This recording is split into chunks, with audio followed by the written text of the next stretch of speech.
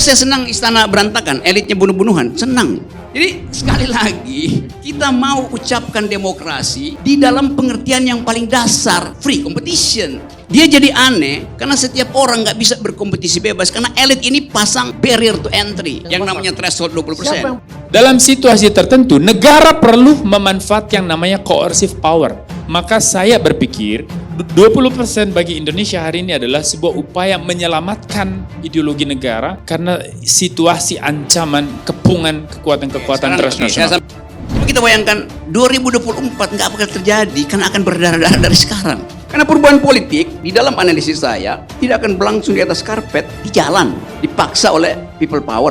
Saya lagi bikin framing supaya itu terjadi nanti karena saya nggak yakin dia 2024, Itu satu perspektif yang bisa dikategorikan perspektif pesimistis atau mungkin kaum skeptis lah. Kaum skeptis yang melihat kekuasaan memang selalu dari perspektif negatif ya, Pak Rocky. Proses politik ini kalau di tangan orang-orang yang benar dan dijalankan sesuai dengan prosedur demokrasi yang betul, tidak akan ada itu darah di atas karpet.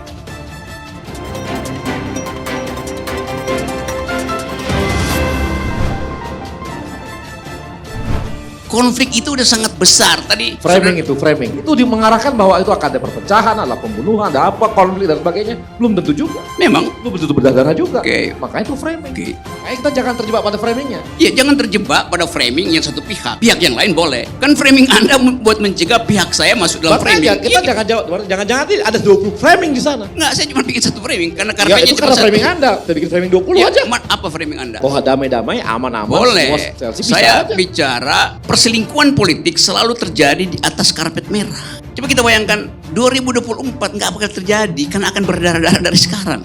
Memang tujuan beliau adalah membuat framing sehingga nanti namanya dia nggak berharap bahwa nanti ini nggak ada pemilu 2024 yang adalah sebuah gerakan rakyat people power. Karena gini, pada saat tahun 2019 yang lalu, Baroki nggak peduli tuh sama electoral result, baru sekarang dia peduli.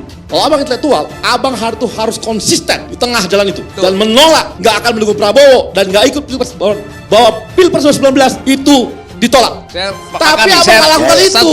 Tapi kan Abang kalau sebagai sekarang intelektual kemudian- tidak lakukan itu. Kalau kemudian sekarang Jadi abang akhirnya menolak jadi 20% politisi, nggak apa-apa. bukan intelektual. Begini, Pak Rocky ini Bang, dia menganut paradigma kekacauan. Jadi kalau banyak merasa puyeng dan Bang Rocky, ya memang Pak Rocky ahli kekacauan.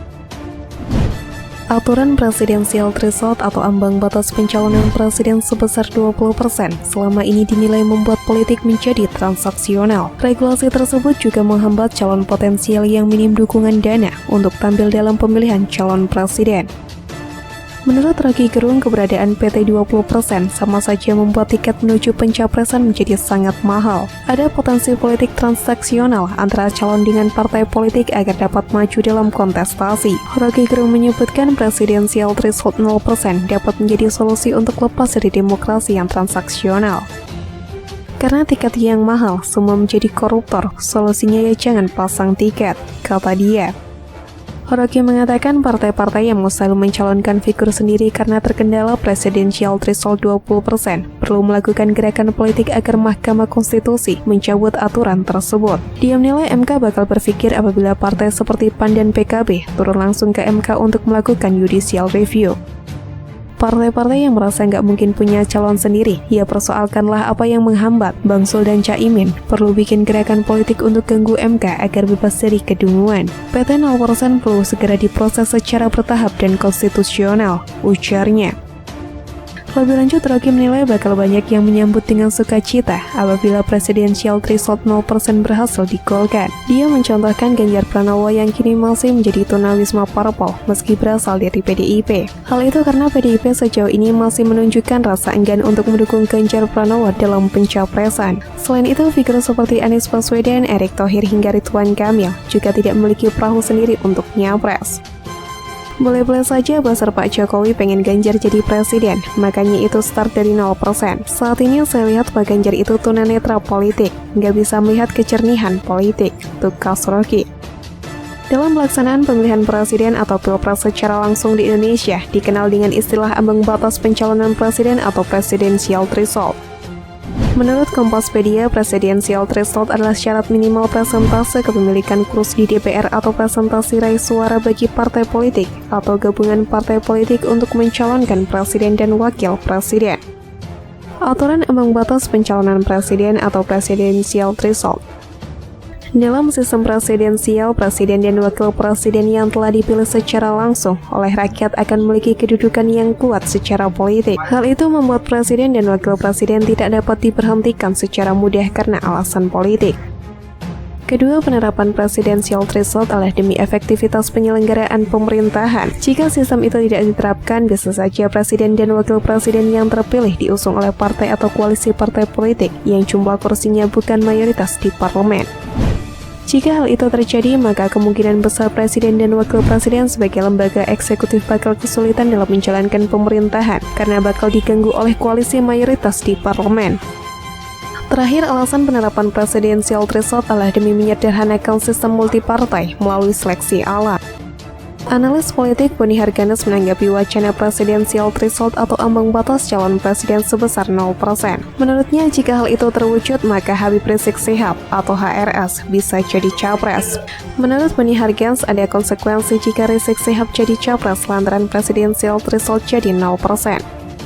Adapun konsekuensi itu, kata Boni, nantinya mantan pentolan FPI itu akan mengusung politik identitas dan propaganda berbalut agama. Ia pun tidak mau pertarungan pilpres nantinya diwarnai dengan wacana ideologis agama dan identitas seperti itu.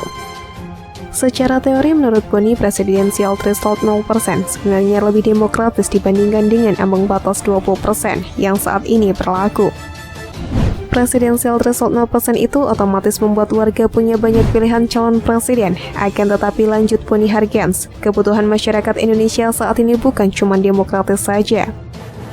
Boni berpendapat tantangan bangsa Indonesia salah satunya adalah potensi pergolakan terkait ideologis. Oleh karena itu, ia mengaku khawatir jika Rizik menjadi capres lantaran ambang batas dihapuskan, maka Indonesia akan mengalami pergolakan. Kalau 0% presidensial threshold, nanti Habib Rizik bisa jadi capres dari kelompok tertentu dan berpotensi memunculkan pergolakan politik. Ujar Boni Harganes dikutip dari Hops ID pada Jumat 17 Desember 2021 silam. Guna menghindari resiko tersebut, maka Boni Harganes menegaskan dukungan ambang batas capres tetap 20% saja. Aturan presidensial threshold atau ambang batas pencalonan presiden mulai diterapkan di Indonesia sejak pemilu 2004. Saat itu untuk pertama kalinya Indonesia melaksanakan pemilihan presiden secara langsung. Aturan presidensial threshold pencalonan presiden mengalami beberapa perubahan ketentuan.